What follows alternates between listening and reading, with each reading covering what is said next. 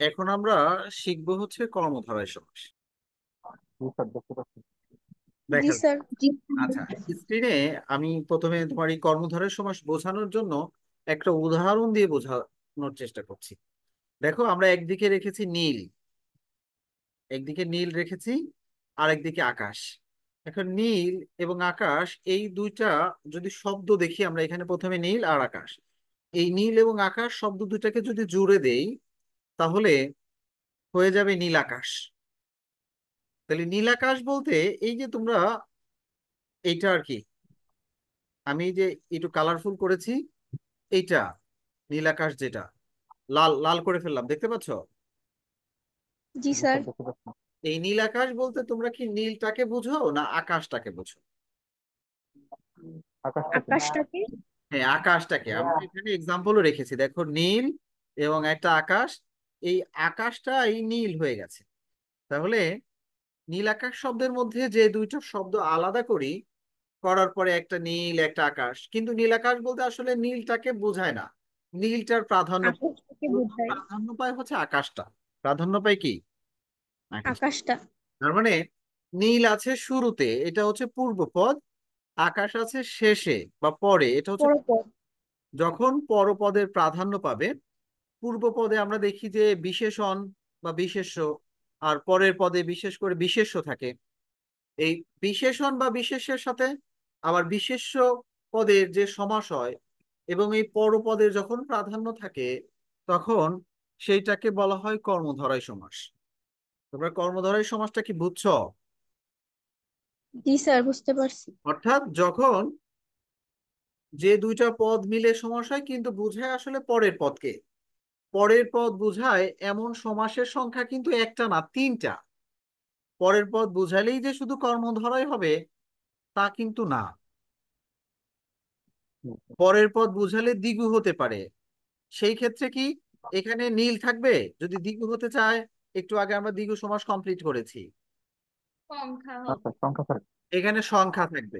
তাহলে দ্বিগু সমাস থেকে কর্মধারয় সমাসটাকে আলাদা করে ফেললাম, যে কর্মধারয় সমাসের শুরুতে সংখ্যা থাকবে না, অন্তত অন্য একটা শব্দ থাকবে। বুঝতে। আবার আরেকটা সমাস আছে, সেটা হচ্ছে তৎপুরুষ সমাস। তৎপুরুষ সমাসেও পরের পদটাকে বোঝাবে, তৎপুরুষ সমাসেও পরের পদ বোঝাবে। পরের পর। এখন আমরা পরে। পার্থক্য করব কিভাবে? হুম, এই ইসের মধ্যে পার্থক্য করব কিভাবে আমরা সেইটা এখন একটু দেখব। তৎপুরুষ সমাসে তো। তাহলে আমরা এখন পার্থক্য করব কি কি সমাসের? তিনটা সমাস আমরা লিখছি। পার্থক্য করব হচ্ছে দ্বিগু, হ্যাঁ, এরপরে হচ্ছে তৎপুরুষ।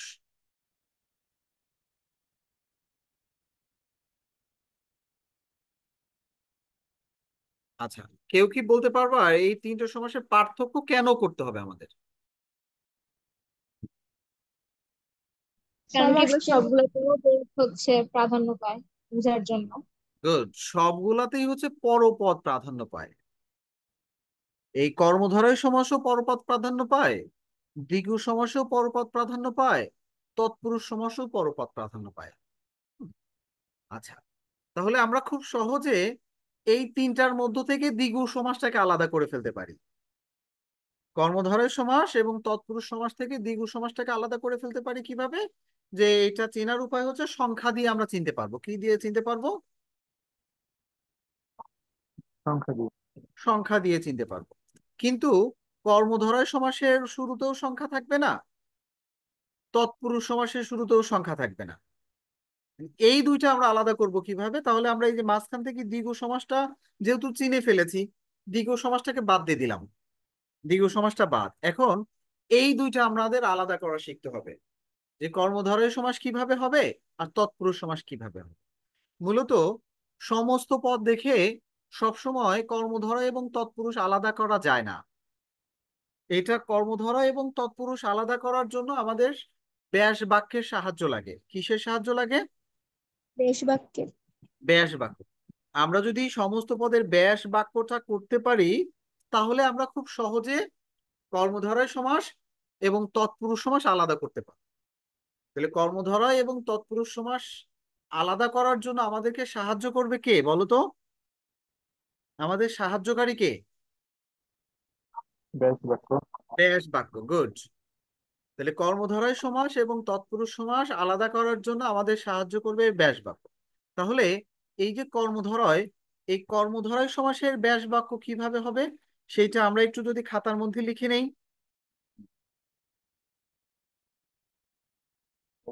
জি স্যার। কর্মধারয় সমাসের ব্যাস বাক্য কিভাবে হবে, সেটা কি কি শব্দ থাকতে পারে যাতে আমরা চিনতে পারি।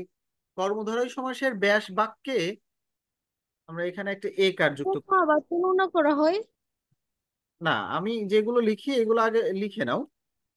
কর্মধারয় সমাসের ব্যাস বাক্যে কি কি থাকবে? একটা যে থাকতে পারে, এরপর আমরা আলাদা আলাদা শিখবো। হ্যাঁ, যে থাকতে পারে, থাকতে পারে সাপেক্ষ সর্বনাম। এরপর আমরা আলাদা করে চিহ্ন শিখবো। সাপেক্ষ সর্বনাম, সাপেক্ষ সর্বনাম থাকতে পারে। এরপরে থাকতে পারে ন্যায়,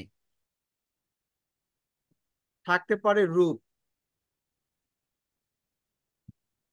থাকতে পারে অতিরিক্ত শব্দ, মানে এখানে যে কোনো শব্দই থাকতে পারে। সমস্ত পদে যে যেটা আছে ওইটা বাদে অন্য যে কোনো শব্দ থাকতে পারে। এইটা হচ্ছে তোমার কর্মধারয় সমাসের ব্যাস বাক্যে এই শব্দগুলা থাকবে। আমরা যখন কর্মধারয় সমাস করব তখন দেখবো ব্যাস বাক্যের মধ্যে যে থাকে, সাপেক্ষ সর্বনাম থাকে, ন্যায় থাকে, রূপ থাকে, অতিরিক্ত শব্দও থাকে। তোমরা কি সাপেক্ষ সর্বনামটা বুঝো, জানো? সাপেক্ষ জি স্যার। সর্বনামটা কি? কেউ বলো সাপেক্ষ সর্বনামটা কি?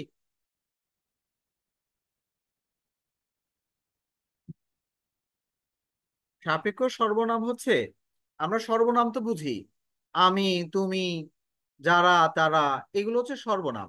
আর এই সর্বনাম যখন জোড়ায় জোড়ায় বসে, কাপল কাপল বসে, অর্থাৎ একটা সর্বনাম যখন আসে ওই বাক্যে আরেকটা সর্বনাম অবশ্যই আনতে হয়, সেটাকে বলা হয় সাপেক্ষ সর্বনাম। আমি একটা উদাহরণ দিয়ে বলছি। যিনি, এরপরে আমাদের তিনি কে নিয়ে আসতে হয়, যিনি, তিনি, এরপরে যারা,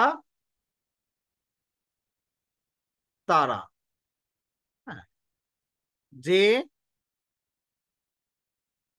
সে, এইগুলো হচ্ছে সাপেক্ষ সর্বনাম। মানে একটা সর্বনাম আসলে আর একটা সর্বনাম এটার প্রেক্ষিতে যখন চলে আসে তখন সেটাকে সাপেক্ষ সর্বনাম বলে।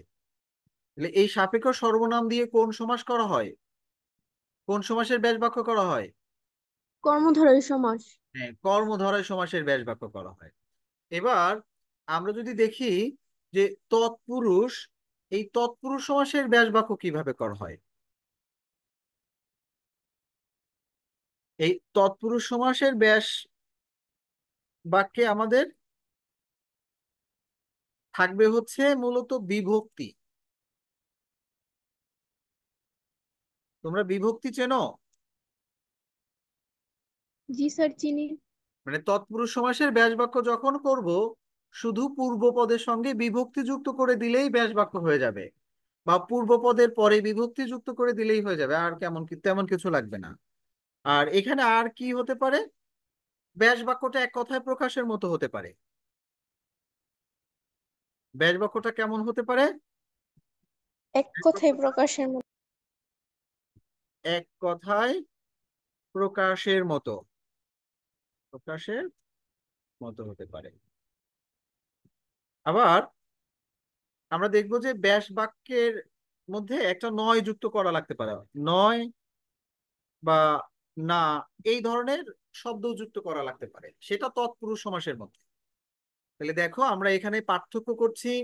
কর্মধারয় সমাসের ব্যাস বাক্যে থাকবে যে, সাপেক্ষ সর্বনাম থাকতে পারে, ন্যায় থাকতে পারে, রূপ থাকতে পারে, অতিরিক্ত শব্দ থাকতে পারে। কিন্তু তৎপুরুষ সমাসের ব্যাস বাক্যে এগুলো একটাও নাই, এগুলো একটাও নাই। কি কি আছে? বিভক্তি আছে। আবার ব্যাস বাক্যটা অনেক সময় এক কথায় প্রকাশের মতো, যেমন আকাশে চড়ে যে খেচর, হ্যাঁ, বর্ণ চুরি করে যে বর্ণচোরা, এমন। বা শব্দের শুরুতে নয় বা না থাকতে পারে। এই হচ্ছে ব্যাস বাক্যের মধ্যে পার্থক্য। এবার আমরা দুইটা উদাহরণের মাধ্যমে একটু বোঝার চেষ্টা করব। মনে করো আমরা লিখলাম গণতন্ত্র, গণতন্ত্র, গণ ও তন্ত্র লিখবো তো, সরি, গণতন্ত্র। এই গণতন্ত্রের ব্যাস বাক্য দুই রকম হতে পারে। প্রথমে হতে পারে গণের, দেখি, গণের তন্ত্র। তন্ত্র। দেখো, যখন গণের তন্ত্র করেছি, ব্যাস বাক্যের মধ্যে এই যে এখানে মূল শব্দ ছিল গণ, গণের সাথে এর যুক্ত হয়েছে, এরটা কিন্তু বিভক্তি। তার মানে বিভক্তি, এটা এটা তৎপুরুষ। দেখে আমরা বুঝতে পারলাম এইটা তৎপুরুষ। গণের তন্ত্র ব্যাস বাক্যটা দেখে আমরা বুঝতে পারলাম তৎপুরুষ। এটা তৎপুরুষ আবার নয়। এইটা যদি আমরা এরকম লিখি যে গণ নিয়ন্ত্রিত, গণ নিয়ন্ত্রিত তন্ত্র। এখন এইখানে দেখো কোনো বিভক্তি নাই, ব্যাস বাক্যটা এক কথায় প্রকাশের মতো নয়, বা এগুলোও নাই। এখানে কি আছে? নিয়ন্ত্রিত নামক অতিরিক্ত একটা শব্দ আছে। নিয়ন্ত্রিত নামক কি আছে? অতিরিক্ত একটা শব্দ। যখন শব্দ আছে। ব্যাস বাক্যের মধ্যে অতিরিক্ত কোনো শব্দ চলে আসবে, তখন সেটা কিন্তু তৎপুরুষ সমাস আর থাকবে না কখনোই, সেটা চলে যাবে কর্মধারয় সমাস। বিষয়টা কি বুঝছো না বুঝো নাই? বুঝছি স্যার। তাহলে আমরা কি এই যে কর্মধারয় সমাস এবং তৎপুরুষ সমাস পার্থক্য করতে পারবো কিনা, অন্তত যদি স্যার, ব্যাস, বলতে পারবো। তন্ত্র এবার একটু বলেন। বুঝি নাই। গণ নিয়ন্ত্রিত তন্ত্র যে হ্যাঁ, কর্মধারায়, ওইটা একটু এবার বলেন দেখো, কেন হয়েছে। হ্যাঁ, গুড, সুন্দর প্রশ্ন। আমরা বলেছিলাম কর্মধারয় সমাসের ব্যাস বাক্যের মধ্যে যে থাকতে পারে, এখানে যে নাই। সাপেক্ষ সর্বনাম থাকতে পারে, সাপেক্ষ সর্বনামও নাই। ন্যায় থাকতে পারে, ন্যায়ও নাই। রূপ থাকতে পারে, রূপও নাই। বলেছিলাম অতিরিক্ত শব্দ, অতিরিক্ত শব্দ আছে। সমস্ত পদে যেটা থাকবে ওইটা বাদে অন্য যে কোনো শব্দ থাকবে। তাহলে সমস্ত পদ তো এই যে গণতন্ত্র, তাই না? সমস্ত পদ কোনটা? গণতন্ত্র না? জি গণতন্ত্রের মধ্যে স্যার। আছে গণ আর তন্ত্র, এই দুইটা বাদে মাঝখানে নিয়ন্ত্রিত শব্দটা অতিরিক্ত শব্দ হিসাবে যুক্ত করা হয়েছে। যখন অতিরিক্ত কোনো শব্দ ব্যাস বাক্যে যুক্ত করা হবে, তখন তৎপুরুষ এবং কর্মধারয় এই দুইটার মধ্যে পার্থক্য করলে সেটা কর্মধারয় হবে। সেটা কি হবে? কর্মধারাই হবে। কর্মধারয় হবে। বিষয়টা কি বুঝছো? আমরা আরেকটা জি এক্সাম্পল, স্যার। আরেকটা এক্সাম্পল দিই। মনে করো আমরা লিখলাম হচ্ছে প্রাণ ভয়, প্রাণ ভয়। এখন একজন এটার ব্যাস বাক্য করেছে প্রাণের ভয়, একজন ব্যাস বাক্য করেছে প্রাণের ভয়, আর একজন ব্যাস বাক্য করেছে যে প্রাণ হারানোর ভয়। একজন ব্যাস বাক্য করেছে প্রাণের ভয়, আরেকজন ব্যাস বাক্য করেছে প্রাণ হারানোর ভয়। এখন সমস্ত পদ তো একটাই, প্রাণ ভয়। যখন যে প্রাণের ভয় ব্যাস বাক্যটা করেছে, সে সমাসের নাম কি লিখবে? তৎপুরুষ। তৎপুরুষ। আর যে প্রাণ হারানোর ভয় লিখেছে সে কি লিখবে? কর্মধারয়। কর্মধারয়। ওকে, আমরা মূলত তৎপুরুষ এবং কর্মধারয়ের মধ্যে কি দেখলাম? পার্থক্যটা দেখলাম। এবার আমরা আবার কর্মধারয় সমাস শিখবো, আজকে তৎপুরুষ সমাস শিখবো না। আমরা জাস্ট পার্থক্যটা দেখলাম। এবার আমরা একটু প্রথম দিকে ফিরে আসি। প্রথম দিকে ফিরে আসি যে কর্মধারয় সমাস চেনার আরো অনেক উপায় আছে। হ্যাঁ, এই ব্যাস বাক্য ছাড়াও আমরা চিনতে পারি। সেটা কি কি? আমরা সমস্ত পদ যখন ভাঙবো, ভাঙার পরে যে দুইটা শব্দ পাবো, ওই দুইটা শব্দ দিয়ে যদি একজন ব্যক্তি বা একটা বস্তুকে বোঝায়, একজন ব্যক্তি কিংবা একজন ব্যক্তি একটা বস্তুকে বোঝায়। বা একটা বস্তু, একটা বস্তু যেটা পরপদে আছে,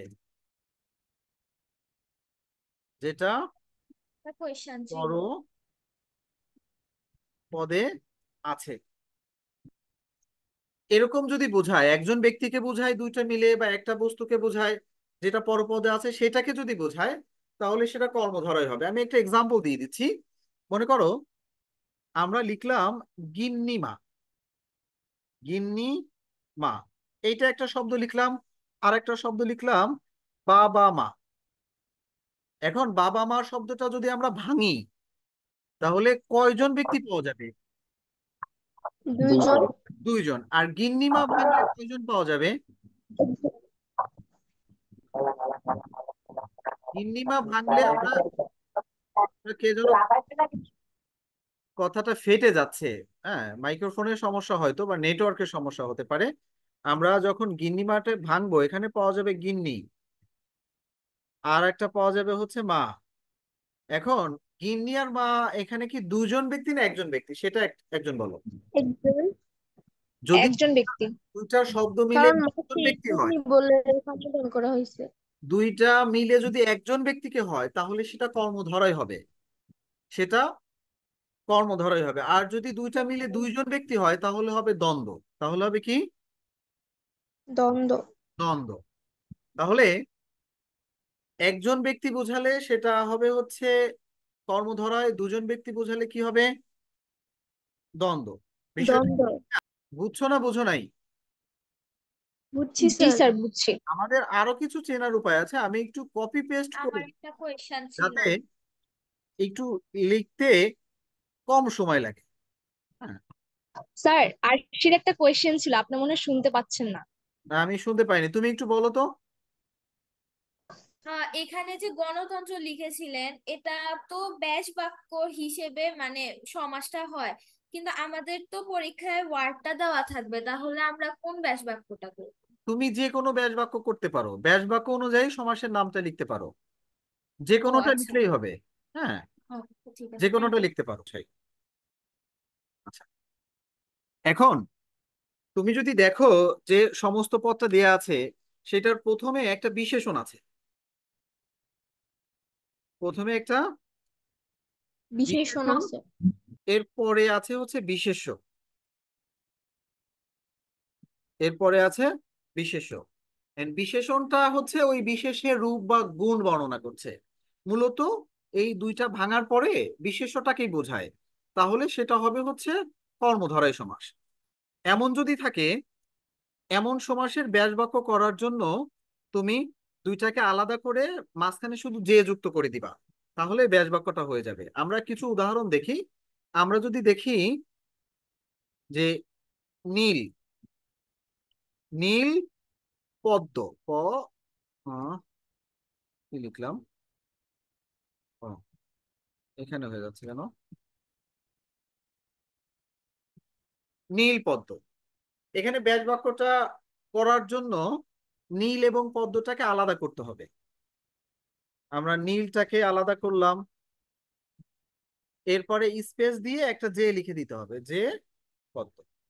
এরকম ভাবে ব্যাস বাক্য গঠন করতে হবে। বিষয়টা কি বুঝছো? জি স্যার। আচ্ছা, তাহলে কখন যে দিতে হবে, কখন সাপেক্ষ সর্বনাম দিতে হবে, এই বিষয়গুলো আমাদের একটু জানতে হবে।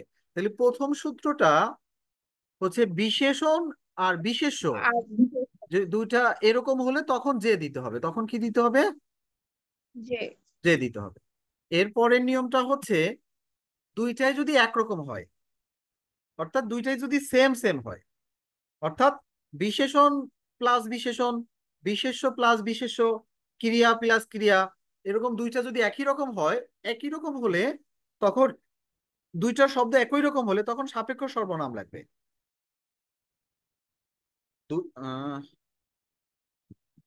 দুইটা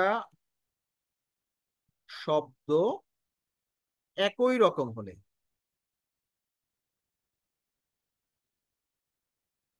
একই রকম হলে তখন সাপেক্ষ সর্বনাম, সাপেক্ষ সর্বনাম ব্যবহার করতে হবে।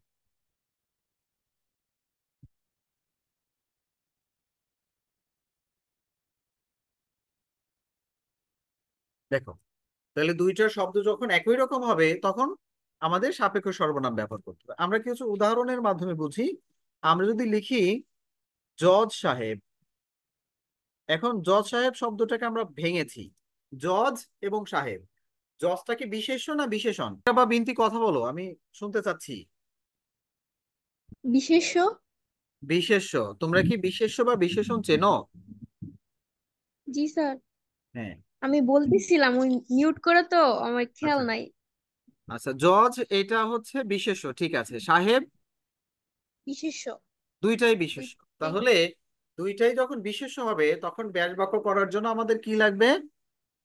সাপেক্ষ সাপেক্ষ সর্বনাম। সর্বনাম। তার মানে এইটার ব্যাস বাক্যটা এমন হবে, যিনি জজ। তিনি। হ্যাঁ, এরপরে তিনি লিখতে হবে। সাহেব। তিনির পরে আমরা একটা তিনি রস্য সাহেব। করে দিতে পারি জোর দেওয়ার জন্য, তিনি সাহেব। সাহেব। বিষয়টা কি বুঝছো? জি স্যার, বুঝতে পারছি। তাহলে এরকম যদি আমরা বলি গিন্নিমা, এটার ব্যাস বাক্য হবে যিনি গিন্নি তিনি মা। আমরা যদি বলি তিনি। শিক্ষক, আমরা যদি বলি শিক্ষক পণ্ডিত, তবে যিনি শিক্ষক তিনি পণ্ডিত, তিনি শিক্ষক, এমন হবে। তিনি বুঝতে পারছো? জি স্যার। ওকে। এখন আমাদের মূলত আমরা মোটামুটি একটু ধারণা পেলাম। এই ধারণার পরে আমাদের যেটা লাগবে সেটা হচ্ছে কর্মধারয় সমাসের আবার ভিতরে অনেকগুলো প্রকার ভেদ আছে, 5 প্রকার। কর্মধারয় সমাস কত প্রকার? 5 প্রকার আছে। প্রকার। এই 5 প্রকারের এইটা আমাদের একটু জানতে হবে। এই 5 প্রকারগুলো কি কি? 1 নম্বর হচ্ছে সাধারণ কর্মধারয়।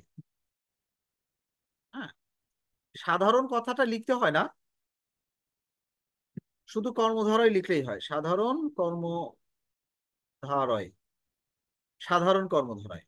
2 নম্বরটা হচ্ছে মধ্য পদলোপী কর্মধারয়, মধ্য পদলোপী, মধ্য পদলোপী ধরে। কর্মধারয়। হ্যাঁ। 3 নম্বর, 3 নম্বরটা হচ্ছে উপমান,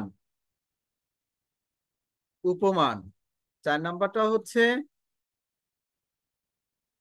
উপমিত। 5 নম্বরটা হচ্ছে রূপক। এই হচ্ছে 5টা। আমরা একটু আহ এটাকে একটু সামনে নিয়ে আসি। দেখো, দেখো, এই হচ্ছে 5টা। একটা সাধারণ কর্মধারয়, একটা মধ্য পদলোপী কর্মধারয়, একটা উপমান কর্মধারয়, একটা উপমিত কর্মধারয়, একটা রূপক কর্মধারয়। তাহলে আমরা প্রথমে যে ব্যাস বাক্য করার জন্য যে বা সাপেক্ষ সর্বনাম, এই দুইটা আসলে এই সাধারণ কর্মধারয়ের ক্ষেত্রে যুক্ত করতে হয়। দেখো, আমরা একটু পিছন থেকে এই যে ব্যাস বাক্য করার জন্য যা যা লাগে, এই যে এবং সাপেক্ষ সর্বনাম, এইটা কোন সমাসের ব্যাস বাক্য করার জন্য লাগবে? কারণ কর্মধারই। সাধারণ কর্মধারয় এইটার ক্ষেত্রে লাগবে। সাধারণ কর্মধারয়ের ব্যাস বাক্য যখন করব তখন আমাদের অন্য কিছু চিন্তা করা লাগবে না, শুধু যে বা সাপেক্ষ সর্বনাম এইটা যুক্ত করলেই হবে। সর্বনাম। এরপরে আমরা আবার একটু পিছনে যাই যে কি কি। দেখো, এখানে ছিল হচ্ছে অতিরিক্ত শব্দ। এই অতিরিক্ত শব্দ এইটা আমাদের কখন যুক্ত করা লাগবে? যখন আমাদের মধ্য পদলোপী কোনো কর্মধারয় হবে তখন আমাদের অতিরিক্ত শব্দ যুক্ত করা লাগবে। এরপরে এখানে ছিল ন্যায়। কি ছিল? আহ তোমাদের নেই। এটা টাইমও কি শেষ নাকি? ন্যায় এবং রূপ, আমরা এখানে এটা লিখেই ফেলি, এটা দেখো, উপমানের ক্ষেত্রে নেই। তোমার ন্যায় যুক্ত করতে হবে, মাঝে ন্যায় যুক্ত করতে হবে। মাঝে কি যুক্ত করতে হবে? ন্যায়। নেই। আর উপমিতর ক্ষেত্রে ন্যায়টা যুক্ত করতে হবে শেষে, শেষে নেই যুক্ত করতে ন্যায় হবে। যুক্ত করতে হবে। আর রূপকের ক্ষেত্রে রূপ যুক্ত করতে হবে, মাঝে রূপ যুক্ত করতে হবে, মাঝে রূপ যুক্ত করতে হবে। রূপ তাহলে যুক্ত। আমরা মোটামুটি ব্যাস বাক্যের ক্ষেত্রে কোনটা কার সাথে যুক্ত করব সেটা আমরা মোটামুটি বুঝে ফেললাম। এখন আমাদের সাধারণ কর্মধারয় কোনগুলো, মধ্য পদলোপী কর্মধারয় কোনগুলো, উপমান উপমিত, এইটা একটু ক্লিয়ার বুঝতে হবে। কিন্তু এইটা যদি ক্লিয়ার না বোঝো তাহলে কিন্তু সমস্যা থেকে যাবে। আচ্ছা, তোমরা কি উপমা দেয়া বুঝো? উপমা, উপমা দেয়া বুঝো? স্যার বুঝি। একটা উপমা দাও তো।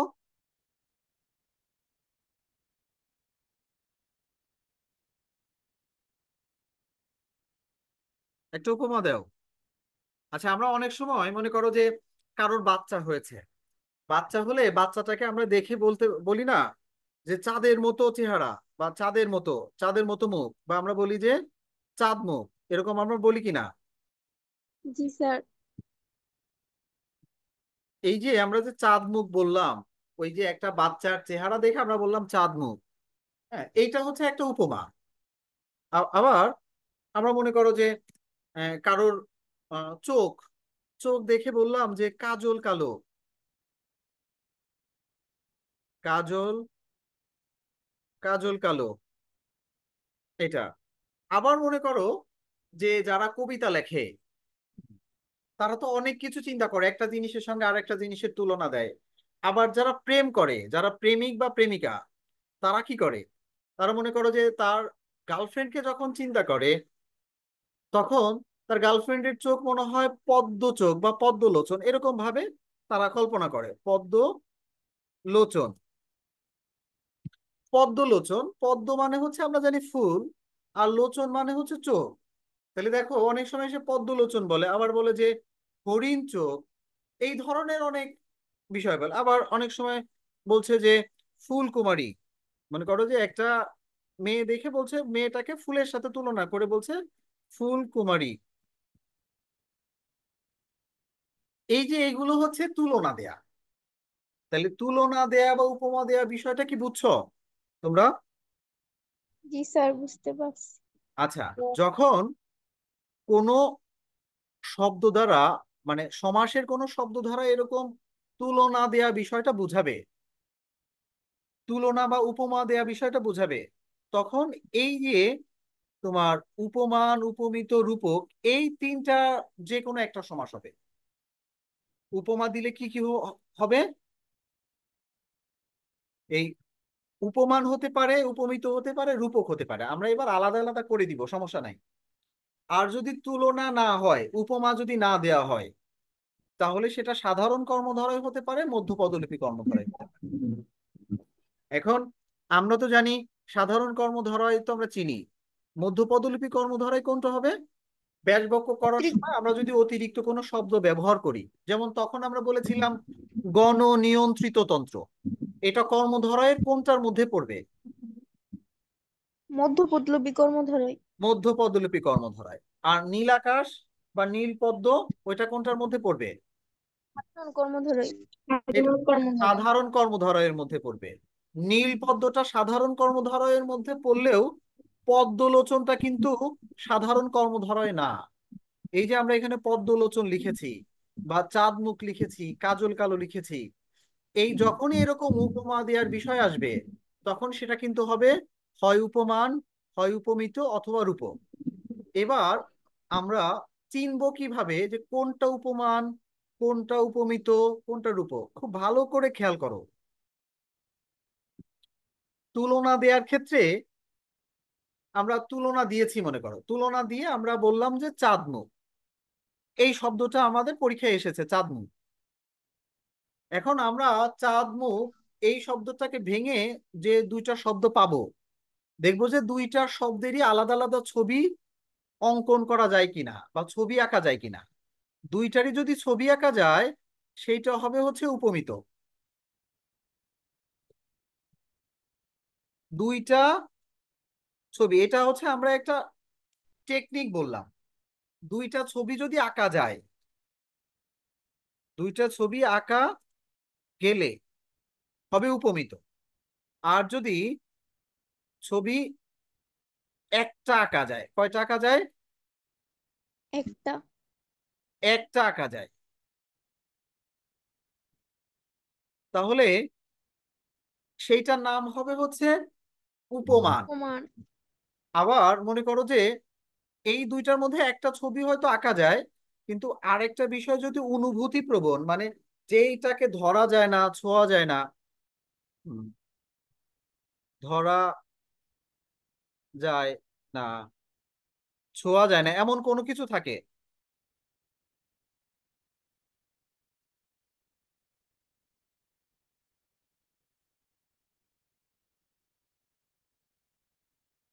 ধরা যায় না, ছোঁয়া যায় না, অর্থাৎ আমাদের যে অনুভূতি বা ফিলিংস, যদি কখনো ফিলিংস থাকে, দুইটার মধ্যে যে কোনো একটা ফিলিংস থাকে, তাহলে সেটা হবে রূপক। এবার আমি উদাহরণ দিব, তোমাদের বলতে হবে যে এখানে কয়টা ছবি আঁকা যায় বা এর মধ্যে কোনো ফিলিংস আছে কিনা। প্রথমে আমরা চাঁদ মুখ এই শব্দটাই লিখলাম। বলো যে চাঁদ মুখ, এটার কয়টা ছবি আঁকা যাবে?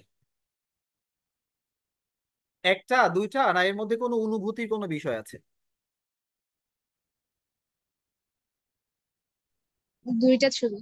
দুইটা ছবি। যখন দুইটা ছবি হবে তখন এটার নাম হবে উপমিত।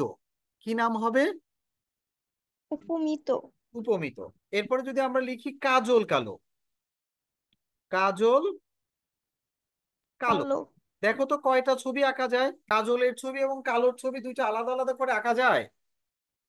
না, একটা। কোনটার ছবি আঁকা যায় না? বিনতি, তুমি বুঝো নাই, না বুঝে বলছো। তোমার উত্তরটা ঠিক আছে, কিন্তু তুমি না বুঝে বলেছো।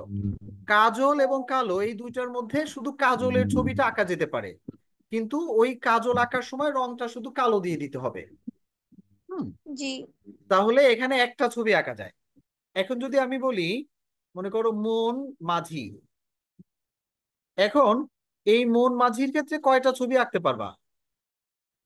একটাও না। এটাও না। কেন মাঝির ছবি আঁকা যায় না? মাঝি, মাঝির ছবি আঁকা যায়। হ্যাঁ। আমি বলেছিলাম একটা ছবি আঁকা গেলেও আর একটা যদি মনে মনের করো ধরা ছোঁয়ার বাইরে এমন ফিলিংস এর একটা বিষয় হয়, মনটাকে কি তুমি ধরতে পারো? না।